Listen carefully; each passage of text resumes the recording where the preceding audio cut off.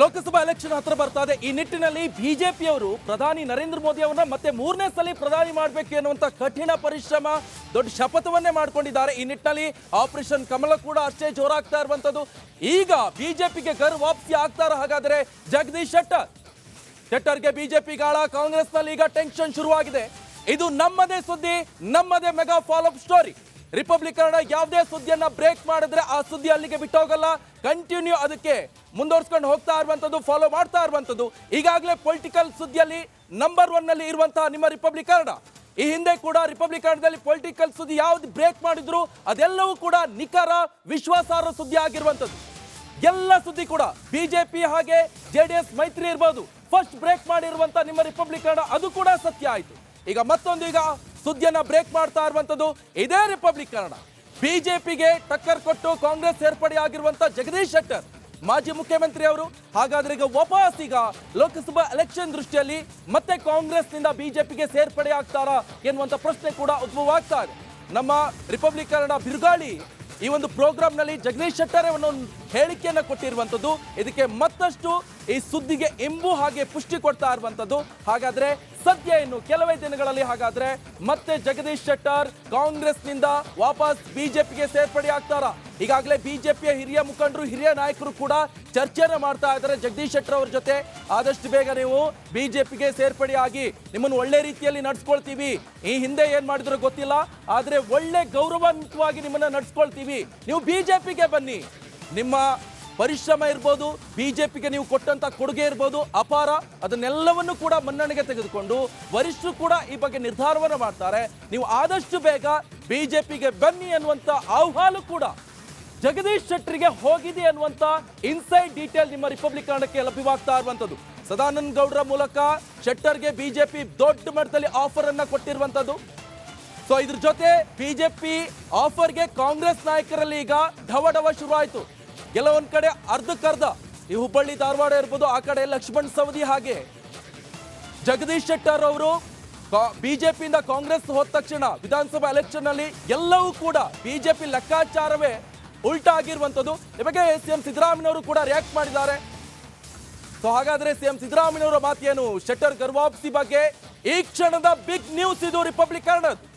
ಶೆಟ್ಟರ್ ಬಗ್ಗೆ CM Siddaramaiah first reaction ಅನ್ನು ಕೊಟ್ಟಿದ್ದಾರೆ. ಅಗತ್ಯವಿದ್ರೆ ಶೆಟ್ಟರ್ ಜೊತೆ ಮಾತನಾಡ್ತೀನಿ, ಸ್ವತಃ ಸಿಎಂ ಸಿದ್ದರಾಮಯ್ಯ ಅವರು ಹೇಳ್ತಾ ಇರುವಂತದ್ದು. ಶೆಟ್ಟರ್ ಸ್ಪಷ್ಟವಾಗಿ ನಾನು ಬಿಜೆಪಿಗೆ ಹೋಗಲ್ಲ ಅಂತ ಹೇಳಿದ್ದಾರೆ. ಹೀಗಾಗಿ ಅದರ ಬಗ್ಗೆ ಯಾಕೆ ಚರ್ಚೆ ಅಂತ ಈಗ ಸಿಎಂ ಸಿದ್ದರಾಮಯ್ಯನವರು ಕೇಳ್ತಾ ಇದ್ದಾರೆ. ಬೆಂಗಳೂರಿನಲ್ಲಿ ಸಿಎಂ ಸಿದ್ದರಾಮಯ್ಯನವರ ಪ್ರತಿಕ್ರಿಯೆ. ಹಾಗಾದ್ರೆ ಸಿಎಂ ಸಿದ್ದರಾಮಯ್ಯನವರು ಏನ್ ಹೇಳಿದ್ದಾರೆ ಜಗದೀಶ್ ಶೆಟ್ಟರ್ ವಾಪಸ್ ಗರ್ವಾಪ್ಸಿ ವಿಚಾರಕ್ಕೆ ಬಗ್ಗೆ ಬನ್ನಿ ನೋಡ್ಕೊಂಡು ಬರೋಣ.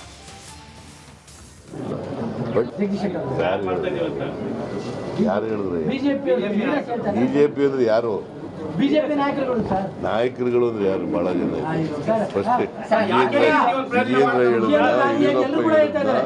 ವಿಜೇಂದ್ರ ನನಗೆ ಗೊತ್ತಿಲ್ಲ, ನಾನು ಮಾತಾಡಿಲ್ಲ, ಜಗದೀಶ್ ಜೊತೆ ಮಾತಾಡಿಲ್ಲ. ಬಟ್ ಅವರು ಒಂದ್ಸಾರಿ ಸ್ಟೇಟ್ಮೆಂಟ್ ಕೊಟ್ಟರು, ಈ ಥರ ಎಲ್ಲ ಹೇಳಿಕೆಗಳು ಬಂದ ಮೇಲೆ ಒಂದು ಸ್ಟೇಟ್ಮೆಂಟ್ ಕೊಟ್ಟರು.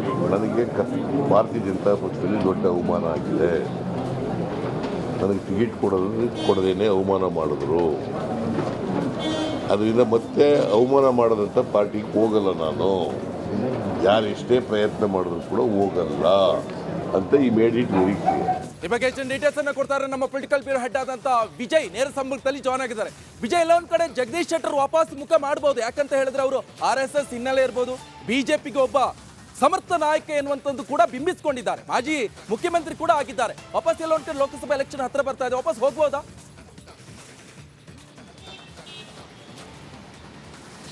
ನಿಕೇಶ್, ಜಗದೀಶ್ ಶೆಟ್ಟರ್ ಅವರನ್ನ ಬಿಜೆಪಿಗೆ ಕರೆತರುವ ನಿಟ್ಟಿನಲ್ಲಿ ಸಾಕಷ್ಟು ಪ್ರಯತ್ನ ಆಗ್ತಾ ಇರುವಂಥದ್ದು. ಇದಕ್ಕೆ ಪೂರಕವಾಗಿ ಒಂದಷ್ಟು ಬೆಳವಣಿಗೆಗಳು ಆಗಿರುವಂಥದ್ದು. ಬಹಿರಂಗವಾಗಿ ಏನು ಸದಾನಂದ ಗೌಡ ಸೇರಿದಂತೆ ಬಿಜೆಪಿಯ ಹಿರಿಯ ನಾಯಕರುಗಳು ಜಗದೀಶ್ ಶೆಟ್ಟರ್ ಮತ್ತೆ ಬಿಜೆಪಿಗೆ ಬರಬೇಕು ಅಂತ ಆಹ್ವಾನ ಕೊಟ್ಟಿರುವಂಥದ್ದು. ಇದಕ್ಕೆಲ್ಲಕ್ಕಿಂತ ಬಹಳ ಪ್ರಮುಖವಾಗಿ ರಿಪಬ್ಲಿಕ್ ಕನ್ನಡಕ್ಕೆ ಬಂದ ಮೂಲಗಳ ಮಾಹಿತಿ ಪ್ರಕಾರ ಈಗಾಗಲೇ ಕೂಡ ಹೈಕಮಾಂಡ್ ನಾಯಕರ ಜೊತೆ ಮಾತುಕತೆ ನಡೆಸುವಂತಹ ಪ್ರಯತ್ನವನ್ನ ಮಾಡಿರುವಂಥದ್ದು. ಯಾಕೆ ಅಂದ್ರೆ ಬಿಜೆಪಿಯಲ್ಲಿ ರಾಜ್ಯ ಬಿಜೆಪಿ ನಾಯಕರಿಗಿಂತ ಹೆಚ್ಚಾಗಿ ಖುದ್ದು ಹೈಕಮಾಂಡ್ ನಾಯಕರ ಎಂಟ್ರಿಯಿಂದ ಆದರೆ ಜಗದೀಶ್ ಶೆಟ್ಟರ್ ಅವರು ಬಹುತೇಕವಾಗಿ ಬಿಜೆಪಿಗೆ ಹೋಗುವಂತಹ ಸಾಧ್ಯತೆ ಇದೆ ಅಂತ ಹೇಳ್ತಾ ಇರುವಂಥದ್ದು. ಇದಕ್ಕೆ ಪೂರಕವಾಗಿ ಜಗದೀಶ್ ಶೆಟ್ಟರ್ ಒಂದು ಹೇಳಿಕೆಯನ್ನು ಕೊಟ್ಟಿದ್ರು, ಅಂದರೆ ರಿಪಬ್ಲಿಕ್ ಕನ್ನಡಕ್ಕೆ ಮಾತಾಡೋ ಮೂಲಕ ಒಂದು ಹೇಳಿಕೆಯನ್ನು ಕೊಟ್ಟಿದ್ರು. ರಾಜ್ಯ ಬಿಜೆಪಿ ನಾಯಕರು ಸಾಕಷ್ಟು ಜನ ಆಹ್ವಾನ ಕೊಡ್ತಾ ಇದ್ದಾರೆ, ಆದರೆ ಹೈಕಮಾಂಡ್ ನಾಯಕರು ಏನು, ಈ ಹೈಕಮಾಂಡ್ ನಾಯಕರ ಮನಸ್ಸಲ್ಲಿ ಏನಿದೆ ಅಂತ ಗೊತ್ತಿಲ್ಲ ಅಂತ ಹೇಳುವ ಮೂಲಕ ಒಂದು ಆಪ್ಷನ್ ಅನ್ನು ಓಪನ್ ಇಟ್ಟಿದ್ರು.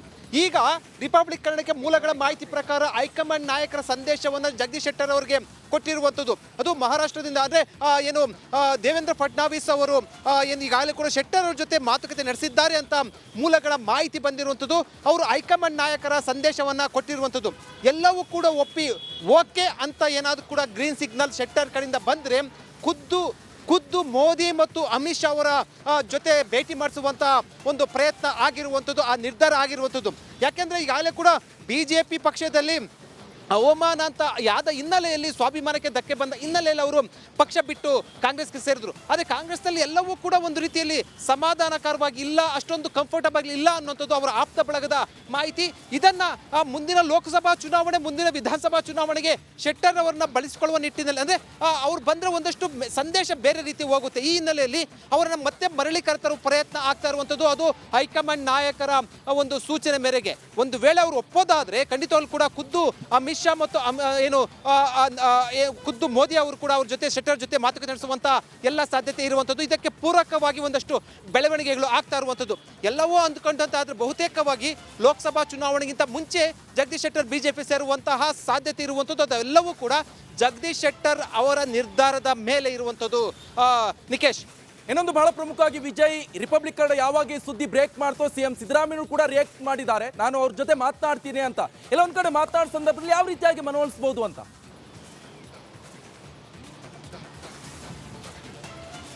ಖಂಡಿತವಾಗ್ಲೂ ನಿಕೇಶ್, ಈಗಾಗಲೇ ಕೂಡ ಜಗದೀಶ್ ಶೆಟ್ಟರ್ ಅವರ ಏನು ಬಿಜೆಪಿಗೆ ಸಂಪರ್ಕ ಮಾಡ್ತಾ ಇರುವಂಥ ಒಂದು ಸುದ್ದಿ ಮತ್ತು ಆ ಒಂದು ಪ್ರಯತ್ನ ಬೆನ್ನಲ್ಲೇ ಕೂಡ ಖುದ್ದು ಅಖಾಡಕ್ಕೆ ಮುಖ್ಯಮಂತ್ರಿ ಸಿದ್ದರಾಮಯ್ಯ ಧುಮುಕಿರುವಂಥದ್ದು. ನಿನ್ನೆ ಲಕ್ಷ್ಮಣ್ ಸವದಿ ಅವರ ಜೊತೆ ಈ ಸಂಬಂಧಪಟ್ಟಂತೆ ಮಾತಾಡಿರುವಂಥದ್ದು. ಜೊತೆಗೆ ಈಗಾಗಲೇ ಕೂಡ ಜಗದೀಶ್ ಶೆಟ್ಟರ್ ಜೊತೆ ಮಾತುಕತೆ ಮಾಡೋದು ಕೂಡ ಮುಂದಾಗಿರುವಂಥದ್ದು. ಯಾಕೆಂತಂದ್ರೆ ಜಗದೀಶ್ ಶೆಟ್ಟರ್ ಅವರು ಪಕ್ಷ ಬಿಟ್ಟರೆ ಈಗಾಗಲೇ ಕೂಡ ಅವರು ಏನು ಕಳೆದ ವಿಧಾನಸಭಾ ಚುನಾವಣೆ ಸೋತಿರುವಂಥದ್ದು. ಆದರೆ ಸೋತಿದ್ರು ಕೂಡ MLC ಮಾಡಿರುವಂಥದ್ದು ಮತ್ತು ಅಂದರೆ ಕಳೆದ ಸಚಿವ ಸಂಪುಟ ರಚನೆ ಸಂದರ್ಭದಲ್ಲಿ ಲಕ್ಷ್ಮಣ್ ಸವದಿ ಮತ್ತು ಜಗದೀಶ್ ಶೆಟ್ಟರ್ ಅವರ ಹೆಸರು ಪ್ರಮುಖವಾಗಿತ್ತು.